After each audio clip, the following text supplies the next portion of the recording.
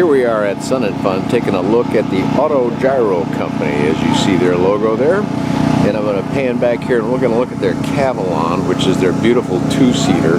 Very smooth, cross-country capable machine, a little faster than all the other ones, and I'm told very nice to fly.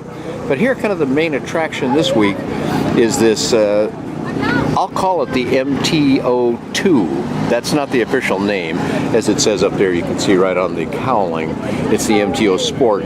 But in any event, it's the same aircraft they've had before, but now with a number of differences to it that you might be able to see here. And I'm going to actually point out some of these things to you. First of all, let's look at the blue nose up here.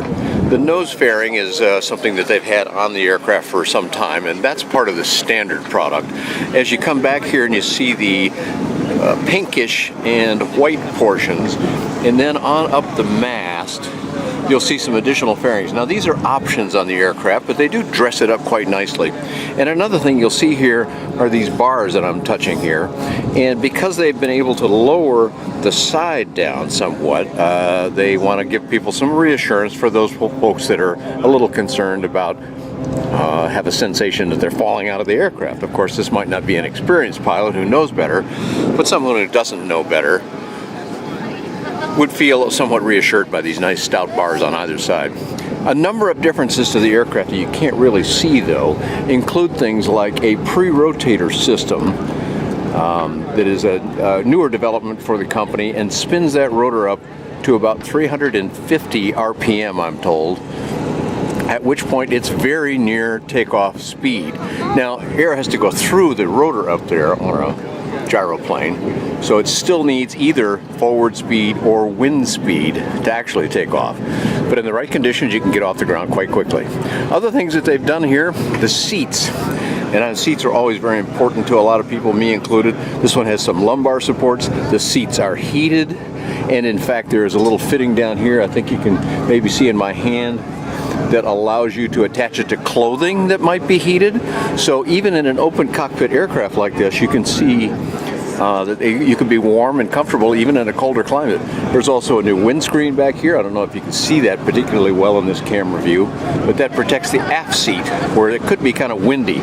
Of course, the windscreen on the front is more notable and has always been around and creates a kind of a bubble behind the aircraft, behind the windscreen, that makes it comfortable in the front. But the back seat was kind of windy, so they've upgraded that.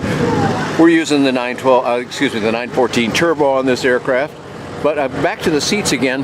This little button down here, if you can see me touching this, that will create a system where that seat goes up into position like that, and you notice that this whole control system goes right with it.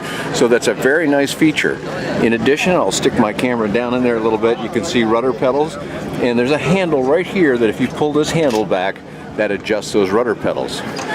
In addition, there are controls in the back now so that the instructor can sit in the aft seat and has the ability to start the engine and to do the pre-rotation of the rotor. However, they can isolate that so that if they have somebody on board that they don't want touching those things, they're able to get that stick out of the way or invalidate some of the controls so nobody can upset the flight. And if I look over the top here, you can see there are some pins there. The whole stick can actually come out for those folks that don't like that sensation of a stick coming full aft for takeoff. They can do that. So here's the latest model, the MTO from AutoGyro, and now AutoGyro USA is run by a man named Andy Wall, and they have some big plans because they have now achieved primary category for their Cavalon.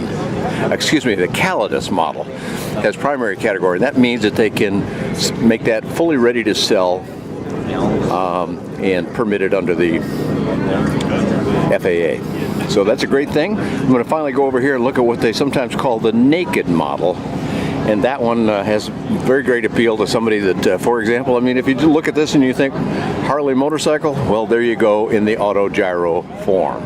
So that's another version of the MTO, but without any fairings whatsoever on it. So the company's got a nice big display here, and I'm happy to be reporting to you from Sun and Fun.